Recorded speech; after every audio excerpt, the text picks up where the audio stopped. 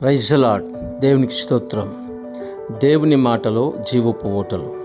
ఈరోజు దేవుని మాట ఆశీర్వాదము. సహోదరి సహోదరులారా, 1 పేతురు 3:9 ఆశీర్వాదానికి కారకులుగా ఉండటానికే మనల్ని దేవుడు పిలిచాడంట. దేవునికి మహిమ కలుగాక. కీడుకు ప్రతి కీడు చేయకుండా మనం అందరినీ దీవించాలని దేవుడు చెప్తా ఉన్నాడు. సహోదరి సహోదరులారా, అబ్రహాం గారితో ఆదికాండం 12:2 చూస్తే, నిన్ను ఆశీర్వదించదును, నేను గొప్ప జనముగా చేసేదను, నువ్వు ఆశీర్వాదకరంగా ఉందని రాశాడు దేవుడు. దేవునికి మహిమ కలుగాక.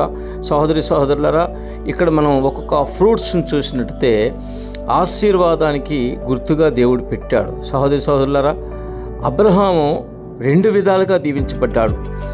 మరి భూ సంబంధంగాను పర సంబంధంగాను. నిజమే, మా ఆత్మీయ నాయకుడు డాక్టర్ థామస్ గారు, దహించగ్ని మినిస్ట్రీ వ్యవస్థాపకులు ఎప్పుడు చెప్తూ ఉంటారు, ప్రతి ఒక్కరూ భూ సంబంధంగాను పర సంబంధంగాను ఆశీర్వదించబడితేనే దేవునికి మహిమ కలుగుతుంది అని చెప్తారు. దేవునికి స్తోత్రం. నిజమే, ఈ లేఖనం ప్రకారం చూస్తే మనం ఆశీర్వాదానికి వారసులుగా ఉండటానికి మనం పిలువబడ్డాం. మనం ఏం చేయాలంటే ప్రతి ఒక్కరిని దీవించేవారిగా ఉండాలి, కానీ వారికి దూషించేవారిగా ఉండకూడదు. దేవునికి మహిమ కలుగాక.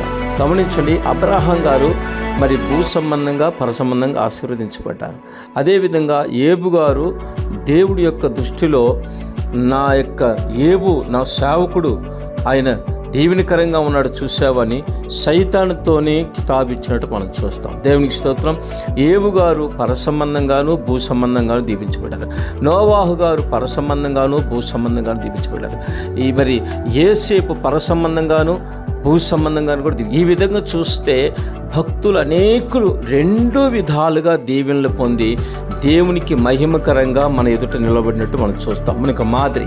సహోదరి సహోదరుడా, నీవు 2 విధాలుగా దీవించబడాలి. వాక్యం చెప్తుంది, నీ నోట దీవెనకరమైన మాట ఉండాలి, కానీ కీడుకు ప్రతి కీడు చేయకూడదు, దోషణ అసలే చేయకూడదు.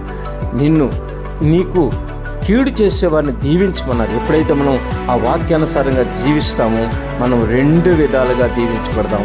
ఇట్టి కృప దేవుడు మనకు దయచేయునుగాక.